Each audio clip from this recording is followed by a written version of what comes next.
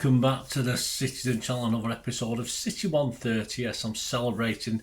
Yes, we were formed, of course, as Manchester City in 1894-95, and we're in the 24-25 season. I'm recording this, so 130 years and a bit. So I'll just call it CITY130. There you go. People get confused by the 115, but it's nothing to do with that. This is something totally different. It's a history vlog. I'll look back at our games against who we've been playing this season in the 24-25 season. And today it's a look at the old and new with the Cherries. Yes, at Bournemouth, of course. We're due to play Bournemouth on the 2nd of November 2024, so I'm recording this before that game. And I'm recording this on the 28th of October 2024, so any facts and stats are correct as much as I can make them correct as at that time. So we're going to have a look at some of the history between us and the Cherries. So join me, please, if you are new to the channel. Press that like button, guys. Give it a smash, and also if you're not already subscribed, please press that subscribe button.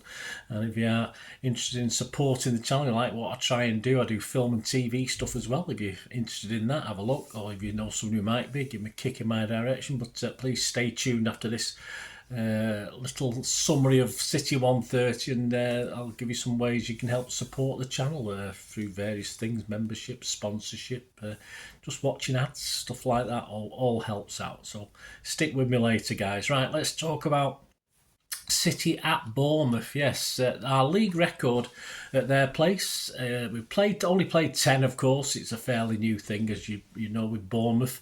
We've won 9, drawn 1, and lost none. So we've scored 20 and let 3 in, and that only draw came in February. I think it's February 1999. It came in 1999 anyway, a 0-0 draw. City's first ever league meeting was at Dean Court. Of course, it's now called the Vitality Stadium, isn't it? But it's still Dean Court, still the same place. It was on the 1st of December 1987, and I'll put a link on in the comments below, guys, to a little vlog I did on that game. It came under my header of football first. Of course, it was the first time I'd ever played Bournemouth in a competitive game. So, I'll do a link to that, guys. It was a 2-0 City win. Then, and of course, Dean Court has been the home ground of Bournemouth since 1910. Our biggest away win was 4-0 on the 2nd of April 2016. We'll probably come back to that in a minute. Well, I know we'll come back to that in a minute. I've already got it planned. Eddie Howe is considered Bournemouth's best ever manager. Well, the new guy we'll talk about in a second is doing pretty well, isn't he? He promoted Bournemouth multiple times, of course. Howe, he led Bournemouth to 3 promotions in 6 years, including a second place finish in League 2 in 2009-10 and a second place finish in League 1 in 2012-13. And he led Bournemouth, of course, to the Premier League for the first time ever in 2014-15 after winning the Championship title. Howe managed Bournemouth from 2012 to 2020. I wonder where he is now. I think we know, don't we? Foot in both camps. Well, on the subject of managers, we're talking managers today as well. Despite a shortish stay at Main Road, they're still very popular. Mel Machin both achieved promotion with City as a manager and also accomplished promotion with Bournemouth, but as a player, and then had some minor success as a manager. Another ex-City manager, John Bond, signed him as a player for Bournemouth in 1970 for the vast amount of £9,000. Despite a relegation that season, he was part of the promoted side the following season. And that team then only just missed out on promotion to Division 2 for the first time ever, just in the last couple of games. After over 100 appearances for Bournemouth, John Bond switched to Norwich in 1973 and took the over 100 appearance Mel Machin with him. So that was his end of time at Bournemouth as a player. But then he joined Bournemouth as a manager in 1994, so about 4 or 5 years after he left City. And he had the already mentioned Eddie Howe in his squad. And Howe admits he took some of what he learned from Machin into his own management. As manager in his first season, Machin managed to keep a struggling Bournemouth in Division 2 in what became known as the Great Escape. Yes, play the tune, guys. He took the Cherries to their first ever Wembley final. They lost that, though, to Grimsby in the Football League Trophy in 2000. And he also served 2 years as Director of Football before moving on in 2002. And that brings us to our current manager, or their current manager. He's been at the helm since the 19th of June 2023. Spaniard Andoni Iraola, or Iraola, I don't know how to pronounce that, my apologies, Andoni. He actually wore the sky blue and Etihad logo in one season with New York City in 2015-16. I had to do a double take when I saw the picture. As a manager, he joined Bournemouth from Spanish club Rayo Vallecano. They're in the La Liga at the moment, but they sort of pogo between the top division and the second division. Leeds made an approach earlier, or some months earlier, but were not back. But at the end of the season, he left them to join Bournemouth. On the 13th of May 2024, he extended his then 2-year Cherry contract until 2026, and this was reward for the Cherries' best ever top division finish, 12th with 48 points. Yes, he'll be taking over the mantle of Eddie Howe, won't he, as the best manager. Yeah, and to finish, we're going to go back. We're going to go back to the 2nd of April 2016, so not too long ago in the scale of things of what we usually do in our City 130s. We usually go back a lot longer than that. And it's the season, of course, when Pellers and City were clinging on to that Champions League qualification spot in 4th, although we did have a quarter-final with PSG to play out in the Champions League competition itself there. But I don't have to go into any detail of what happened with that, do we? So we're going to go over to Sean We Never Win at Home Riley and his match report from the King of the Kippax issue 233 from May 2016 to see what he said about what ended Bournemouth 0, City 4. Yes, in front of 11,192 with 1,268 Blues, and we don't think we get any more than that now, do we? But very depressing. Anyway, let's go over to Sean and see what he had to say. With an extreme limited ticket allocation and a 3 p.m. kickoff for a change, we get a few of those now, Sean. It was always going to be impossible to satisfy demand. My refusal to sign up to Platinum until recently saw me sweating to get a ticket. It would have been going for the title. I wonder how many more of the allocation would have ended up in the hands of the corporates. Quite a lot. Officially our longest journey of the season, the Premiership, with a 500-mile round trip. Our intrepid BBC reporter Ian Cheeseman thought Swansea was the greatest distance, but I can only think he must have taken a wrong turning. A good run down with the weather to match until we came to a grinding halt in the beautiful surroundings of the New Forest. We made it before kick-off, the ground having been rotated through 90 degrees since our last visit here. Remember Super Kev be getting his marching orders for, and I quote, aggressive walking? We do. Tickets were reasonably priced at £33. The programme was great and the toilet facilities put many of the so-called bigger clubs to shame. This was a big afternoon for us. A win was crucial to retain 4th place, but also it was an eagerly awaited return of both Kevin De Bruyne and Sami Nasri. The creativity which both players provide has been sorely missed to have been spluttered for most of the season. No Yaya, Company, Hart or Sterling, with Zabba being made captain for the day. Bournemouth had of course more or less guaranteed their survival for next season, which is no mean feat given how tough it is for a club with limited resources to compete at the highest level of English football. Robert Madley was the man in the middle, or Madeley, and some City fans in shorts and t-shirts as the sun poured down on a capacity crowd and a playing surface which resembled a billiard table. It didn't take long for City to make our mark on the game. The intention from the start was clear. We had a game plan to attack from the off, and with KDB back in the fold, it was amazing to see the impact it had on the players around him. All of a sudden, everybody wanted the ball, and with the two Ferns breaking up play and giving it to our flair players, it became fairly obvious early on there was only one likely outcome from today's fixture.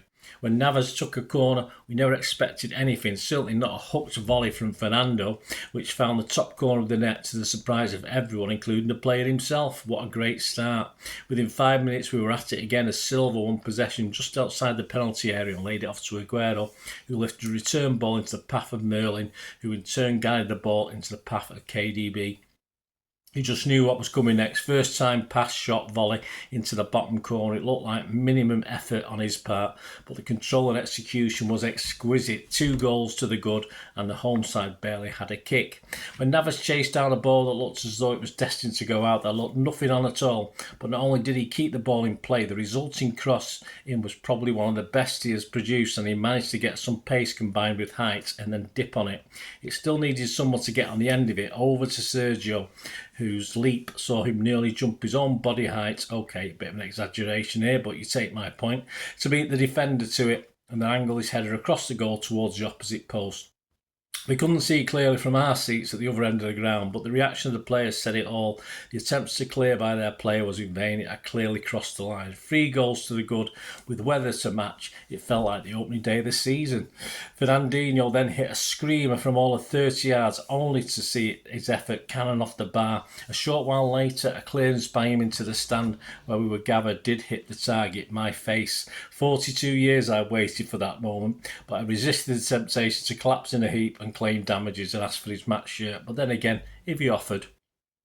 Defensively, we looked solid as a unit. Willie produced a very good save soon after to stop what looked like a goal. So 3 up at half time. Everyone's smiling. Then one blue piped up. Yeah, but we were 3-0 up against them at half time at Main Road in 1989, and look what happened then.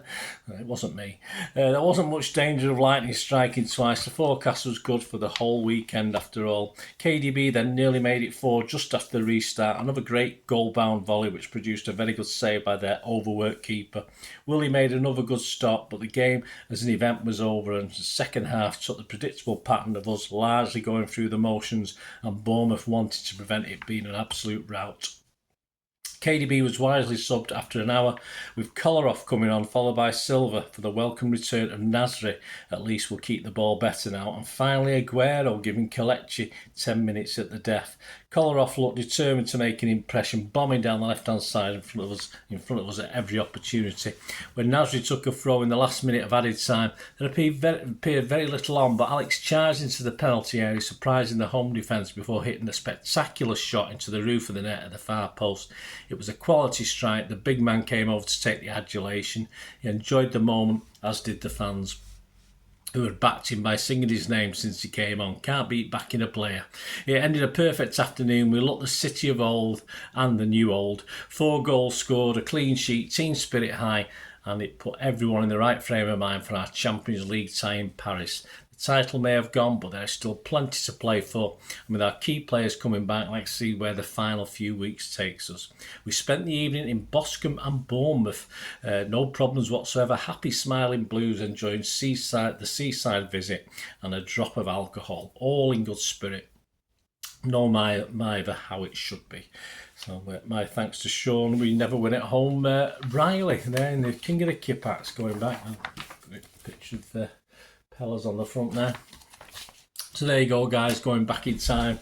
Well, we know what happened with PSG. We got past them, didn't we? But didn't quite get past the next lot, did we? But so we got to a semi-final. But of course, we did qualify for the Champions League, and so all's well that ends well. Before a certain other guy came onto the scene to change City's history forever, probably.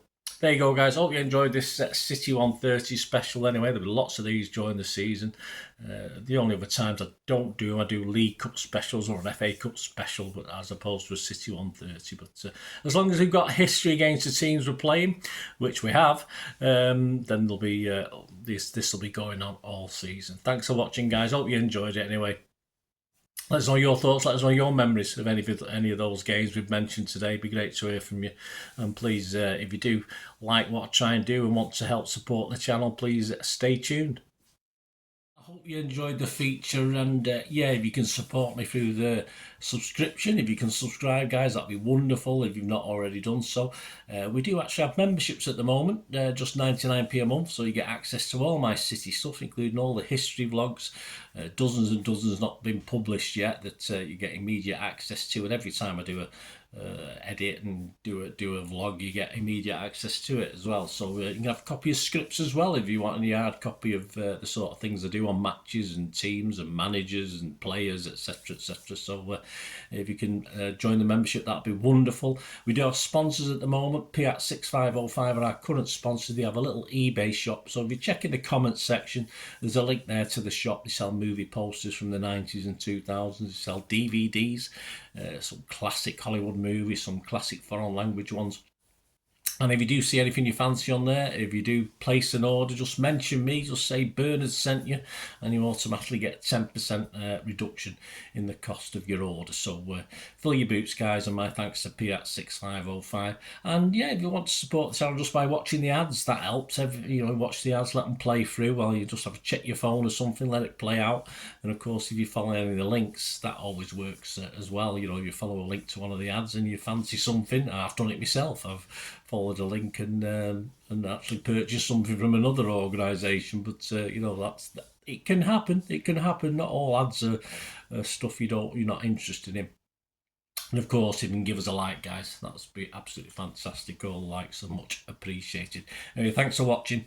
Until the next time, of course, I only ever ask one thing, don't I? Please, I ask you all to stay safe, especially you Blues. Until the next time, come on, City. Bye for now.